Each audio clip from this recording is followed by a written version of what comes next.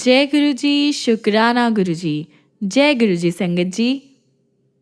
आइए संगत जी, आज हम जानेंगे कि कैसे गुरु जी महाराज सिर्फ और सिर्फ अपने सत्संग सुनाकर ही संगत को ब्लेस कर देते हैं, उनकी लाइफ को सेव करते हैं। जय गुरु जी, शुक्राना गुरु जी। आगे बढ़ने से पहले आप अपने चैनल गुरुजी सत्संग वर्ल्ड को सब्सक्राइब कर लीजिए ताकि आपको गुरुजी महाराज के ऐसे प्यारे प्यारे वीडियोस, ऐसे चमत्कारी सत्संग और इतनी सारी ब्लेसिंग्स रोज़ रोज़ सुनने को मिले। और साथ ही संगत जी, इन सत्संग को, इन ऑडियोज़ को अपने दोस्तों के साथ, अपने गुरु परिवार के साथ शेयर कीजिए ताकि वो भी जल्द से जल्द हमारे गुरुजी महाराज की ब्लेसिंग्स को पा सके और उनके चरणों में आ सके। जय गुरु जी। और हाँ संगत जी, आप में से कोई भी संगत अपना सत्संग हमारे साथ शेयर करना चाहते हो, गुरु जी का शुक्राना अदा करना चाहते हो और अपना एक्सपीरियंस अपने दोस्तों के साथ बांटना चाहते हो, तो नीचे दिए गए ईमेल आईडी या फिर व्हाट्सएप नंबर पर आप हमें मैसेज कर सकते हैं। आपके सत्संग भी बहुत जल्द ही शेयर किए जाएंगे। जय गुरु जी, शुक्राना गुरु जी। आज का पहला सत्संग हम सुनेंगे अश्विनी एवं राजेंद्र देव का। आइए जानते हैं कैसी रही इनकी जर्नी गुरुजी महाराज के साथ। मैं गुरुजी की शरण में जून 2009 में आई, जब हमें एक भक्त ने गुरुजी के बारे में बताया। उस समय हम जेदा में रह रहे थे। हम 2010 में यूएस में चले गए। 2 साल बाद हमारी बेटी पाचन संबंधी रोग से परेशान हो गई। तरह तरह की जांच और मेडिसिन्स, पर उसको कोई आराम नहीं मिला। 2013 में हम लोग इंडिया वापस आ गए। हम बेटी को दिल्ली में डॉक्टर्स के पास लेकर गए। उसकी कंडीशन में कुछ देर के लिए सुधार आया, लेकिन वह किसी प्रकार का भी खाना नहीं पचा पा रही थी। जो कुछ भी खाती थी या पीती थी, सब निकल जाता था। पर बड़ी कृपा तब हुई जब हम बड़े मंदिर में गुरुजी के दर्शन करने के लिए गए। उसी टाइम कुछ अनोखी घटनाएं हुई। जैसे ही मैं खाना पकाती थी, कुछ खाने की चीज़ें गायब हो जाती थी। हम समझ नहीं पा रहे थे कि ये हो क्या रहा था। फिर हमने ये डिसाइड किया कि गुरुजी संकेत दे रहे हैं कि ये चीज़ें गायब जो हो रही है वो बेटी के लिए ठीक नहीं है। उस दिन के बाद हमने वो चीज़ें अपने खाने में से निकाल दी। इसी बीच हम कुछ सत्संग में भी भाग ले सके। मेरी बेटी की हालत में धीरे धीरे सुधार आने लगा। फिर एक दिन बेटी ने बताया कि गुरुजी ने उससे बात की है। जब वह खाया हुआ हजम नहीं कर पा रही थी, तो उसने एक आवाज़ अपने कानों में सुनी, तुम ठीक हो जाओगी।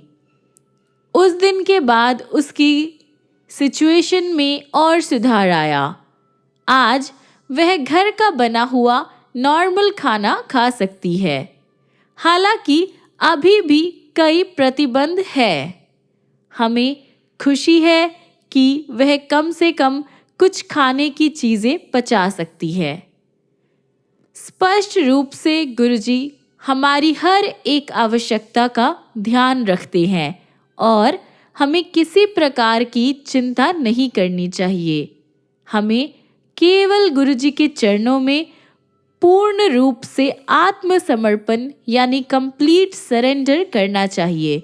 गुरुजी हमें स्वस्थ और प्रसन्न रहने के लिए हमारा मार्गदर्शन करते हैं।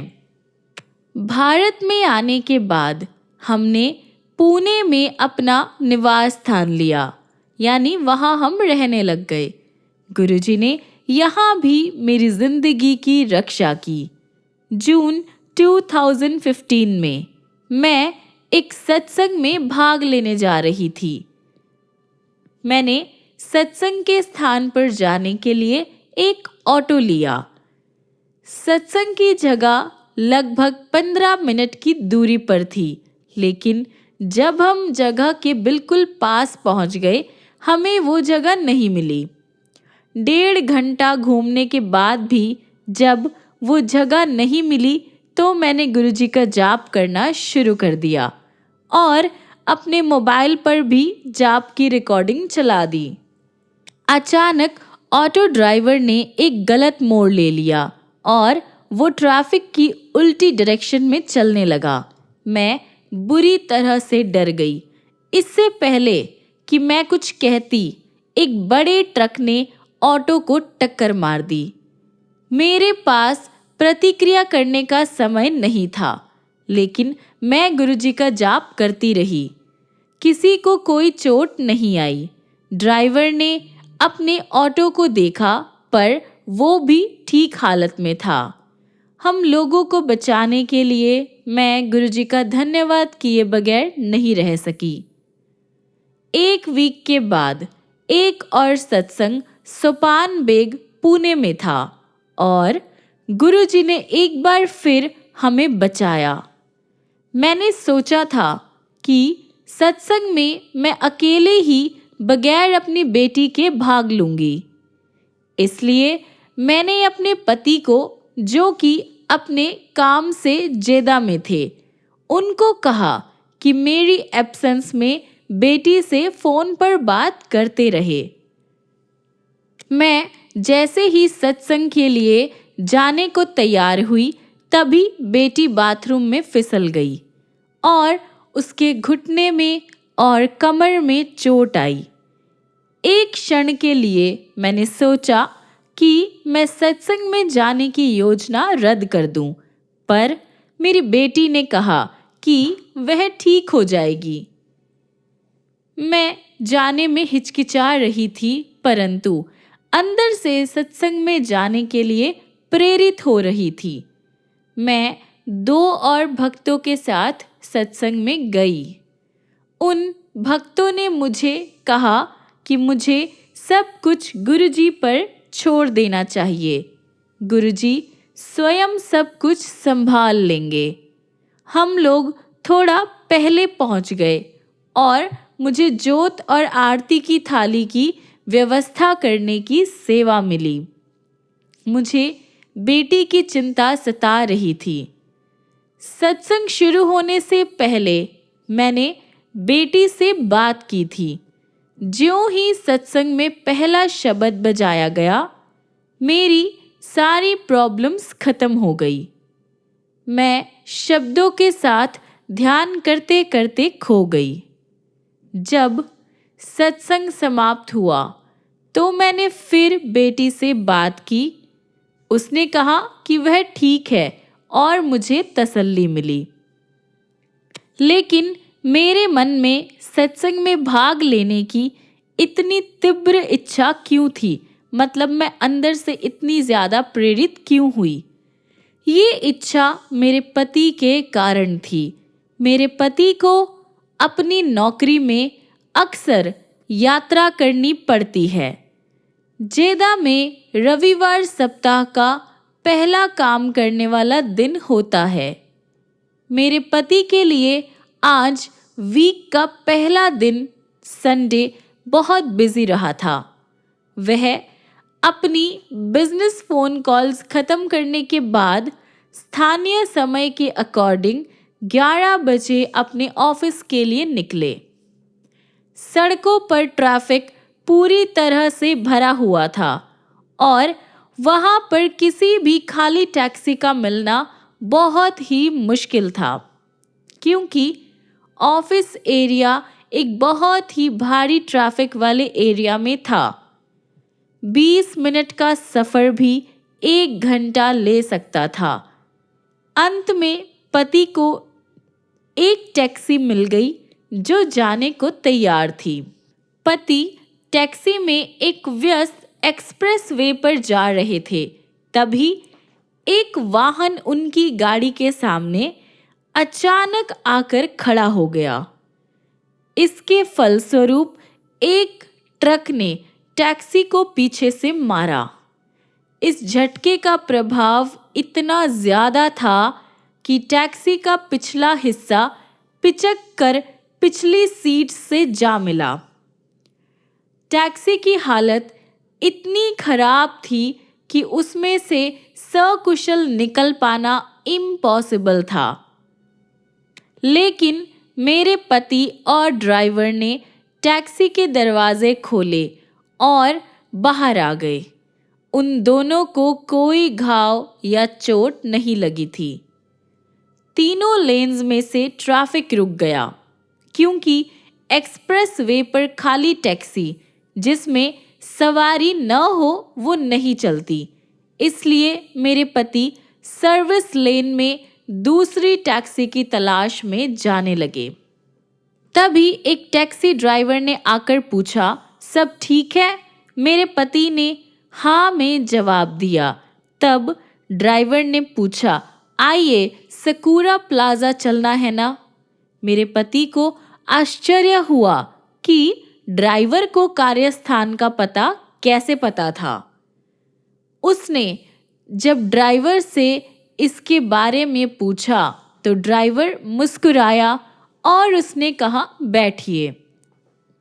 मेरे पति ने सोचा कि हो सकता है कि पिछले कुछ महीने में उन्होंने इस टैक्सी का कई बार यूज़ किया होगा। 10 मिनट बाद वह प्लाजा पहुंच गए। जब मेरे पति टैक्सी से उतर रहे थे तो ड्राइवर ने कहा, तो मंगलवार को इंडिया जा रहे हो? मेरे पति हैरान हो गए। उन्होंने अपने बॉस और प्रशासनिक टीम के सिवाय किसी को अपनी यात्रा की योजना के बारे में नहीं बताया था।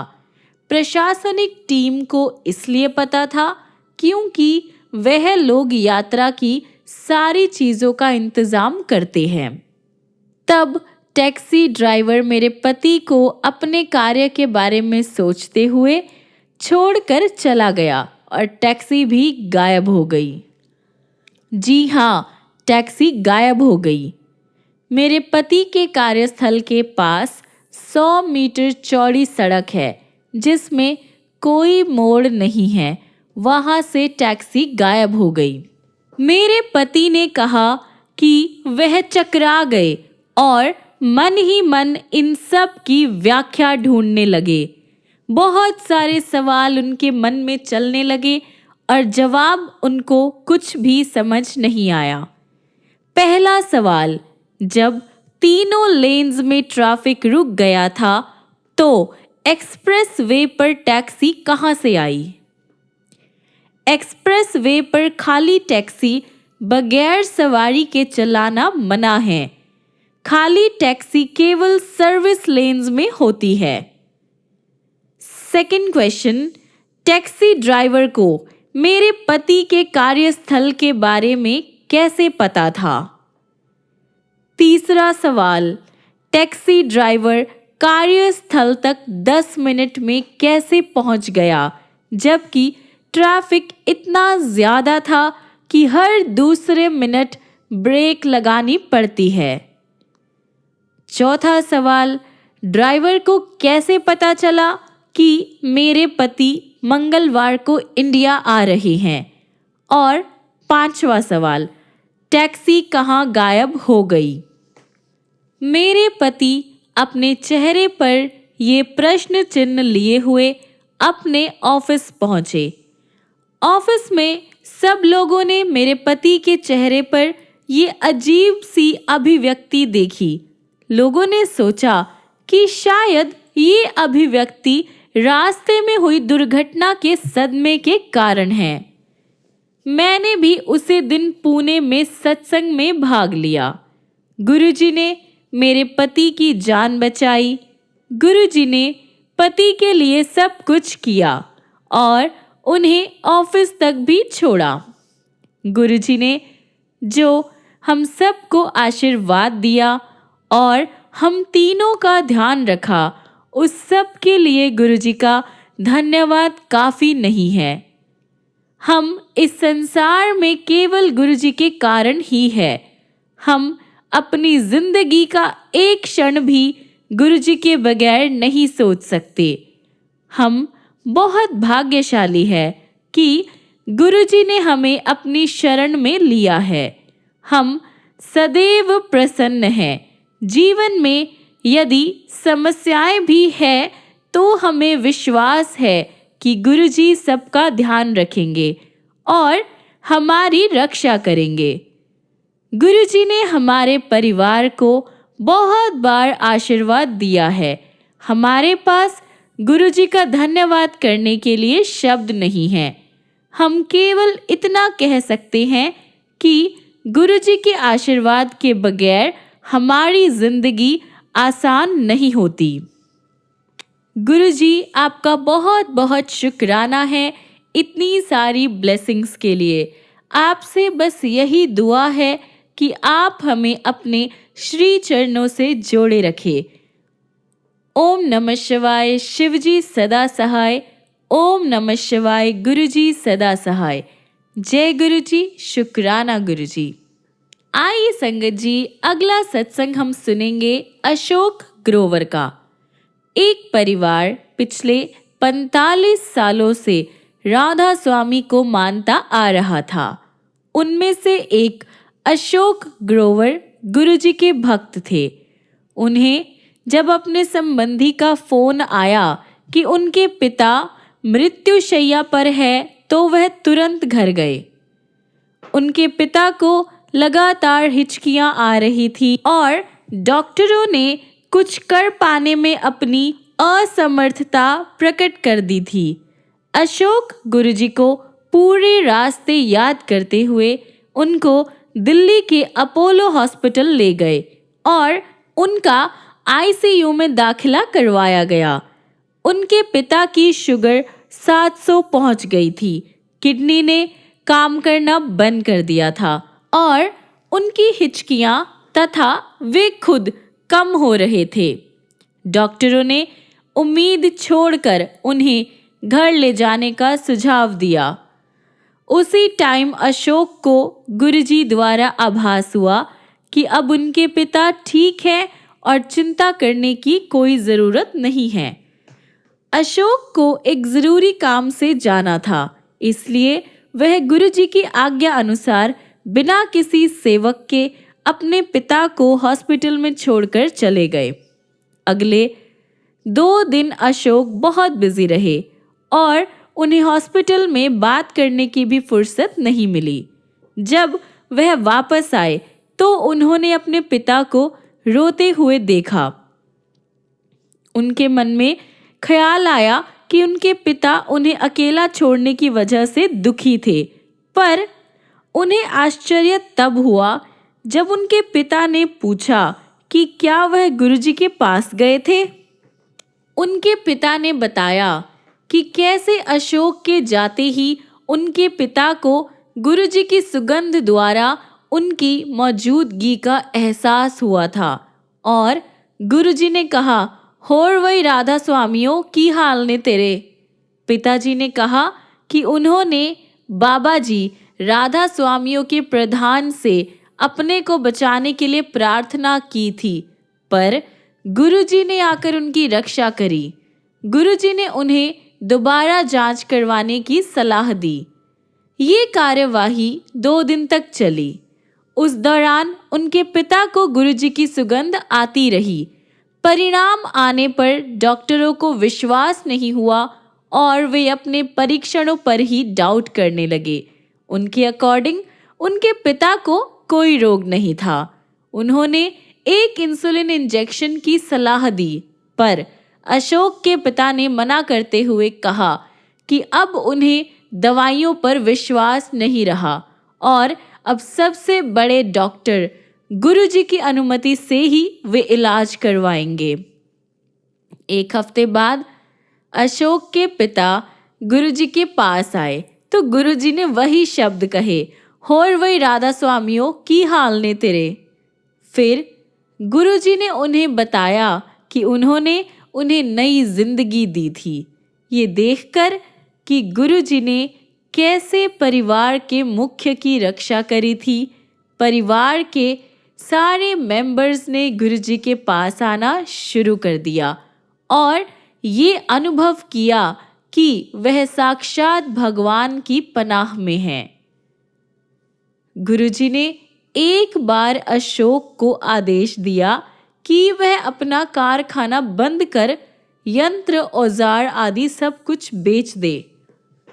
अशोक को पता था कि गुरुजी के इस आदेश का पालन करना होगा। अगले 15 दिन अशोक इसमें ही बिजी रहे। मशीनें खरीदे हुए दामों पर बिकी और बाकी का सारा सामान भी बिना किसी नुकसान पर बिका।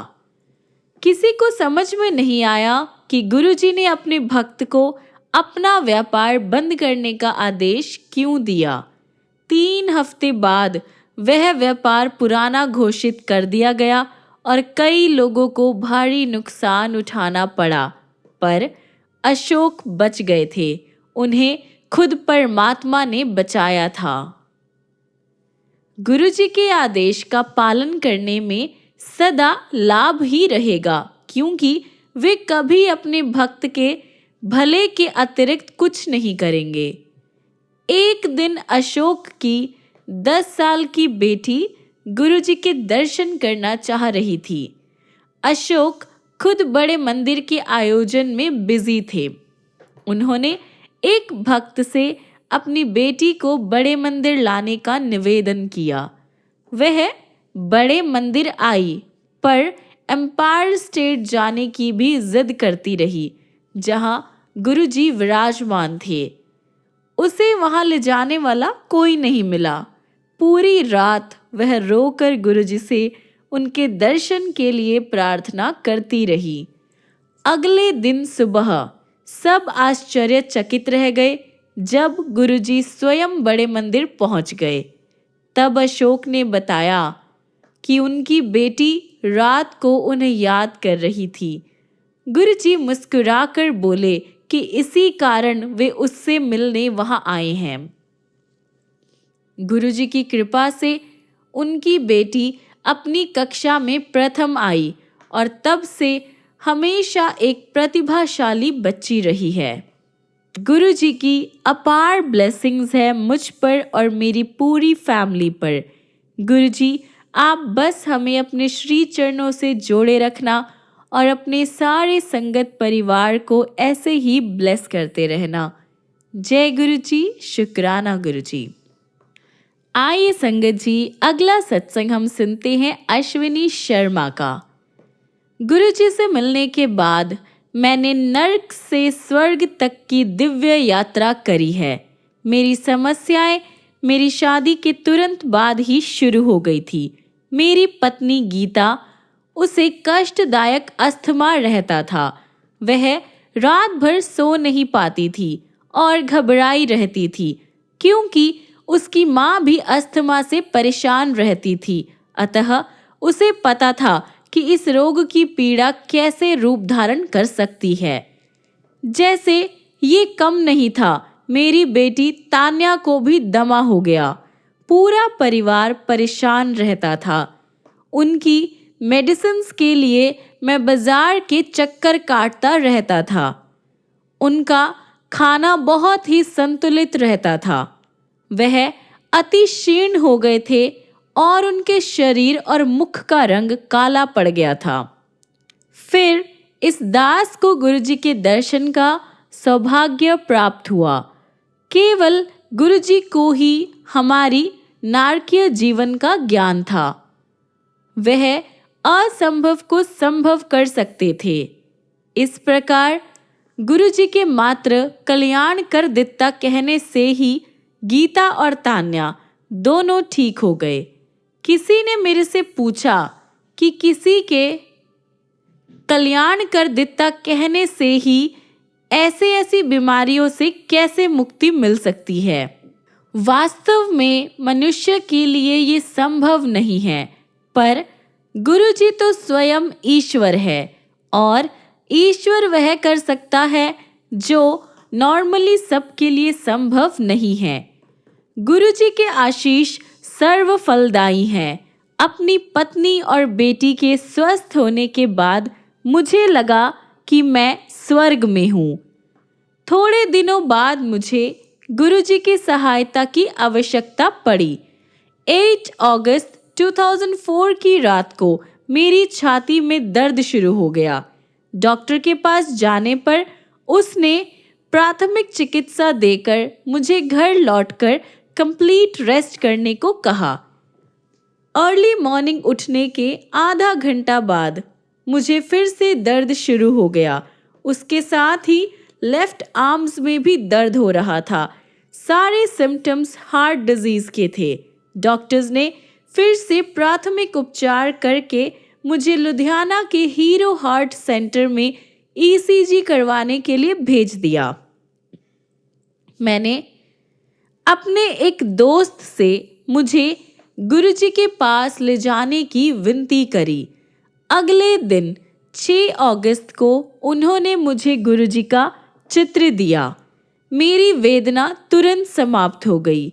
7 अगस्त को डॉक्टर्स ने परीक्षण करने पर देखा कि मेरे हार्ट की 2 आर्टरीज बंद थी और उन पर सर्जरी करी। उस दिन शाम को मेरी हार्ट बीट्स रुक गई और मुझे डेड अनाउंस कर दिया।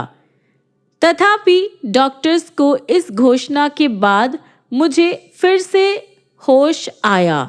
मुझे ये ज्ञान नहीं है कि कितना समय बीत गया था।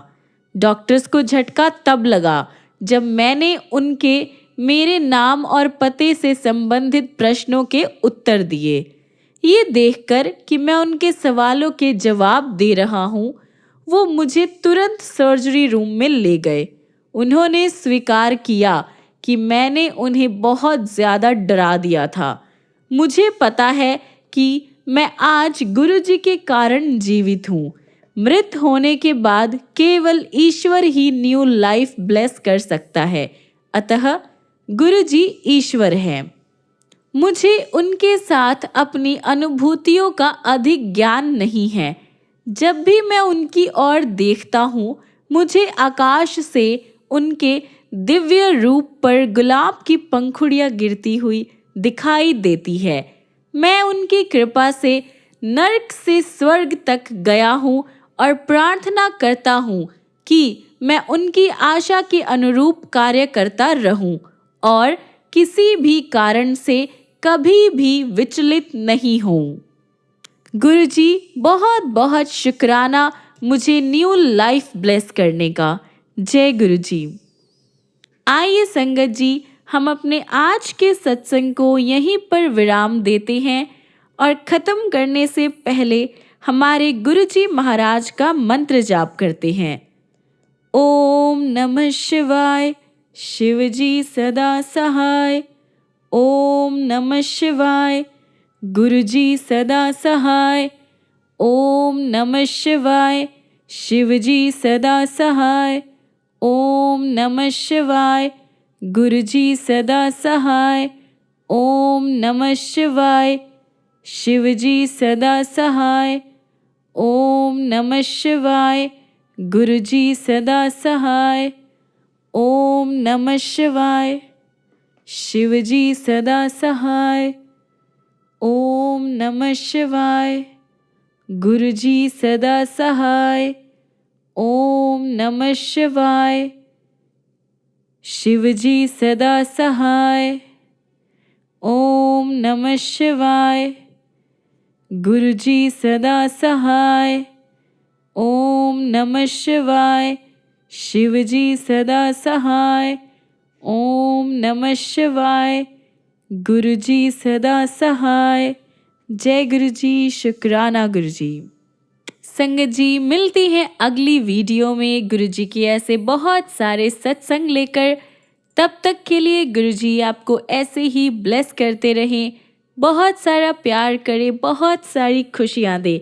और आप भी गुरुजी को दिल से याद कीजिए, दिल से प्यार कीजिए और अपने आप को पूरी तरह से सरेंडर कर दीजिए। फिर देखिए गुरुजी महाराज की ब्लेसिंग्स कैसे आप पर और आपकी पूरी फैमिली पर होती है। जय गुरु जी, शुक्राना गुरु जी। जय गुरु जी संगत जी।